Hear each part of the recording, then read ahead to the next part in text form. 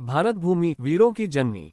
इस पावन धरती ने समय समय पर ऐसे योद्धा जन्मे जिनकी तलवारों की चमक ने आक्रमणकारियों की नींद उड़ा दी।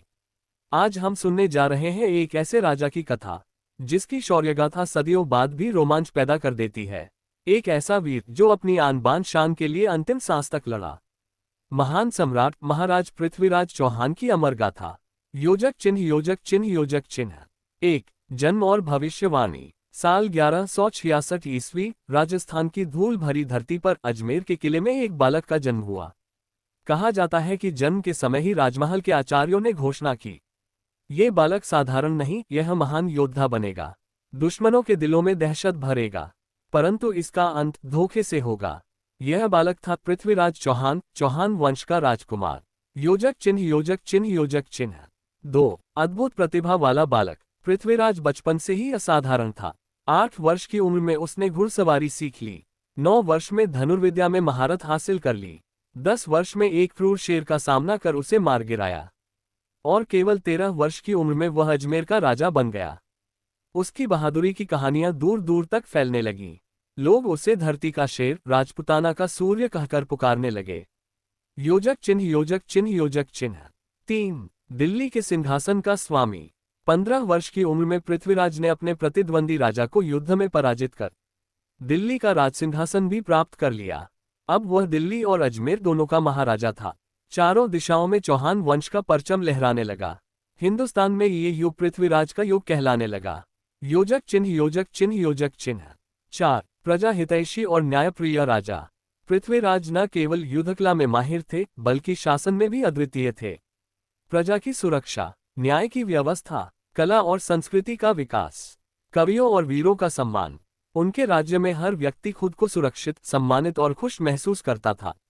महान कवि चंद बरदाई, जो पृथ्वीराज के मित्र भी थे, उनके बारे में लिखते हैं, राजा सो राजा जेहि देश बोरा, पृथ्वी समान नहीं पाए। योजक चिन्ह योजक चिन्ह योजक चिन्ह। 5 अनोखा प्रेम, पृथ्वीराज और संयोगिता। ये कहानी केवल वीरता की नहीं, ये है प्रेम, समर्पण और सम्मान की भी कथा। कनौज के राजा जयचंद की पुत्री प्रिंसेस संयोगिता अपनी सुंदरता के लिए प्रसिद्ध थी। एक दिन उसने कवि चंद बरदाई की पुस्तक में पृथ्वीराज का चित्र देखा और बस उसका हृदय उसी वीर पर मोहित हो गया। इधर पृथ्वीराज भी उससे प्रेम करने लगे, परंतु एक बाधा थी, जयचंद, जो चौहानों से राजनीतिक रूप से ईर्ष्या करता था। जब संयोगिता ने पिता से कहा कि वह पृथ्वीराज से विवाह करना चाहती है, तो जयचंद क्रोधित हो उठा और बोला, मैं अपने शत्रु को दामाद कभी नहीं बनाऊंगा। अपमान में उसने संयोगिता के स्वयंवर में पृथ्वीराज की मिट्टी की प्रतिमा बनवाई और उसे द्वारपाल बनाकर खड़ा कर दिया। ये राजपूत परंपरा में सबसे बड़ा अपमान माना जाता था। योजक चिन्ह योजक चिन्ह योजक चिन्ह। 6 स्वयंवर में धावा, प्रेम की विजयी कहानी। स्वयंवर के दिन सभी राजा पंक्ति में खड़े थे, लेकिन संयोगिता ने हाथ में वरमाला लेकर सीधे पृथ्वीराज की प्रतिमा की ओर कदम बढ़ाए और सबके सामने उसे विजय माला पहना दी। सभी दंग रह गए। जयचंद क्रोधित होकर बोला, यह विवाह नहीं माना जाएगा। तभी अचानक स्वयंवर सभा के बाहर घोड़े दौड़ते हैं, दरवाजा खुलता है और चौहान सेना के साथ पृथ्वीराज स्वयं प्रवेश करते हैं। वे संयोगिता को अपने घोड़े पर बैठाते हैं और बिजली की तरह वहां से निकल जाते हैं। जयचंद के सैनिक उनके पीछे भागते हैं, लेकिन पृथ्वीराज उन्हें परास्त कर संयोगिता को अपने महल लेकर आ जाते हैं। ये घटना इतिहास में अद्भुत अमर प्रेम के नाम से लिखी गई। योजक चिन्ह योजक चिन्ह योजक चिन्ह। 7 नई चुनौती, मोहम्मद गौरी का उदय। इधर प्रेम और वैभव चल रहा था, उधर पश्चिम में एक नया खतरा तैयार हो रहा था। मोहम्मद गौरी ने भारत में विजय हासिल करने का सपना देखा था, लेकिन उसके रास्ते में एक ही नाम सबसे बड़ी दीवार बनकर खड़ा था, पृथ्वीराज चौहान। योजक चिन्ह योजक चिन्ह योजक चिन्ह। 8 तराइन का पहला युद्ध, 1191 चौहान की महान जीत। गौरी विशाल सेना लेकर भारत पर चढ़ आया, लेकिन पृथ्वीराज ने भी 1 लाख से अधिक सैनिकों की भीषण सेना तैयार की। दोनों सेनाएं तराइन के मैदान में आमने सामने खड़ी थीं। युद्ध सुबह से शाम तक चला। चौहान सैनिकों के डर से गौरी की सेना में अफरा तफरी मच गई। पृथ्वीराज स्वयं अग्रिम पंक्ति में लड़े। हजारों सैनिक शेर की तरह गरजते हुए शत्रु पर टूट पड़े। अंत में गौरी घायल होकर घोड़े से गिर पड़ा। वह पकड़ा जाता, पर उनके एक बहादुर सैनिक ने उसे युद्धभूमि से निकाल लिया। पृथ्वीराज ने विजयी होकर गौरी को संदेश भेजा, गौरी, मैंने तुम्हें दंड नहीं दिया क्योंकि राजा क्षमा देना जानते हैं। अब दोबारा हिंदुस्तान की ओर मत देखना। लेकिन पृथ्वीराज नहीं जानते थे कि ये दया ही आगे चलकर उनके लिए सबसे घातक साबित होगी। योजक चिन्ह योजक चिन्ह योजक चिन्ह 9 तराइन का दूसरा युद्ध 1192 धोखा और विश्वासघात। गौरी अपनी हार नहीं भूल पाया। इस बार उसने एक बहुत बड़ा षड्यंत्र रचा। उसने जयचंद जैसे राजाओं को पृथ्वीराज के खिलाफ उकसाया।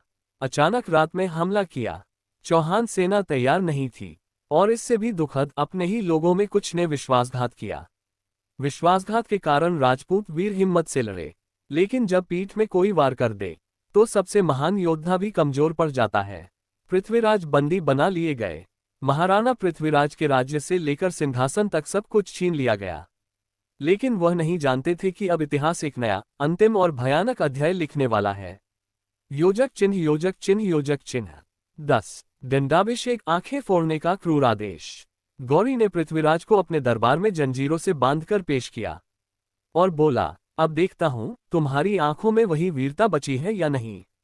जब पृथ्वीराज ने गौर से देखा तो गौरी क्रोधित हो गया और बोला, इनकी आंखें फोड़ दो। इतिहास गवाही देता है कि पृथ्वीराज की आंखें जलते लोहे से अंधी कर दी गईं, लेकिन उनके हृदय में जो अग्नि थी वह बुझने वाली नहीं थी।